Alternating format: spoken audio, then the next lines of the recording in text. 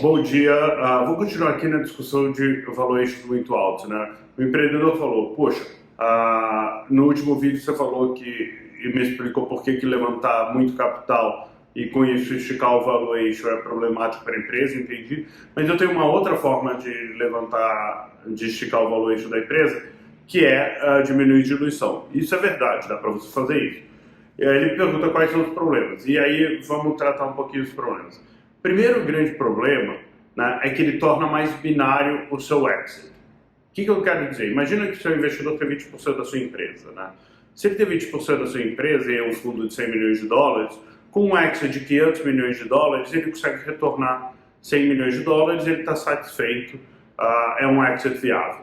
Se ele começa não com 10, se ele tem não 10, ele tem não 20, ele tem 10% da sua empresa, ele já precisa de um exit de 1 bilhão. Agora, se a sua empresa, como qualquer empresa normal, vai levantar várias rodadas de capital, ele vai ser diluído. Então ele começou com 20, ele foi diluído, sei lá, em 40%, ele vai virar 12% da sua empresa. Ou seja, o exit que interessa para ele são exits acima de 800 milhões de dólares.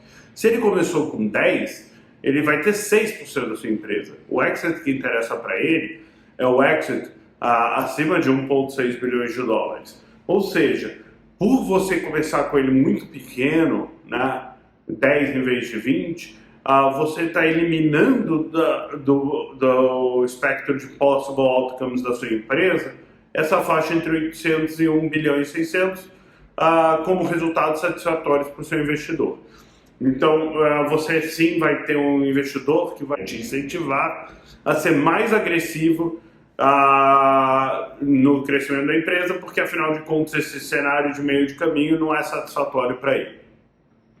Do outro lado, você tem mais outros dois problemas relevantes. Um deles é, quando o investidor tem muito pouco da sua empresa, ele olha e fala, putz, eu só consigo ter um resultado que é significativo para o meu fundo se essa empresa valer 3, 4, 5 bilhões de dólares.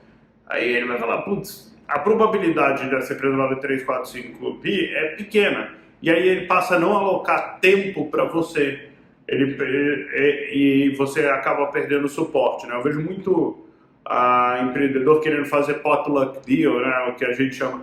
O cara pega os 20% de diluição e divide em 3 fundos. Então cada fundo começa com 7%. Acaba que em vez de ter suporte de 3 fundos, ele não tem suporte de nenhum, porque os fundos estão preocupados com as empresas onde eles têm 15, 20, 25% de participação, porque essas têm uma probabilidade muito maior de serem relevantes para o futuro do fundo. Então esse é um ponto super importante, né? Quanto menor o seu investidor for, provavelmente menor vai ser a alocação de tempo dele para te suportar.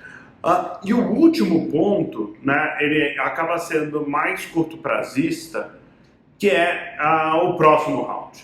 Normalmente as empresas vão levantar um próximo round, né, e vamos pegar um caso numérico aqui para a gente testar e entender o impacto disso.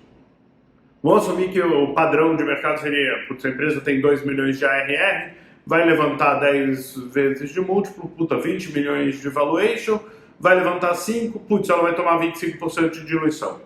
Tá fantástico. Um post-money de 20 milhões, a gente entende essa empresa. Você está sugerindo que em vez de levantar 25% de diluição, você leve 15%. Para levar 15% de diluição, levantando os mesmos 5 milhões, a gente está falando de um post-money de 33,3%. Por enquanto a gente está num round só, tá tudo perfeito, essa coisa funciona. Aonde que começa a dar pau? Imagina que o seu série B, padrão de mercado, e estou falando do padrão porque cada caso é um caso, é a sua empresa sair de 2 milhões de ARR para 10, né? E o seu múltiplo vai cair de 10 e vai para 8. Ou seja, o seu post-money vai ser 80 milhões. Por que o múltiplo cai? O múltiplo cai porque a empresa, quanto mais ela cresce, normalmente ela vai perdendo aceleração. Então o múltiplo cai. Então a gente está falando de uma empresa que tem um post-money de 80 milhões, você vai levantar 20, 25% de diluição, pre-money é 60 milhões. Para quem entrou a 20, você deu um markup de 3 vezes, o cara está satisfeito, a empresa está funcionando super bem. Se você entrou a 33 e você faz um série B dentro do mercado, você provavelmente vai dar 1,8 de markup, já muito menos satisfatório do que os 3 que os fundos esperam. Então, você já criou mais satisfação aí. Mas no cenário onde a sua empresa não vai tão bem, patinamos na venda, não fizemos 8 milhões de ARR, não fizemos 10, fizemos 8, né? Na hora que você faz isso, tipicamente seu múltiplo cai. Ele não vai ser mais 8 vezes, vamos dizer que seja 6, né? Ou seja, agora a empresa vale 48 milhões de dólares. Você ainda levantando os mesmos 20, significa que o pre-money vale 28.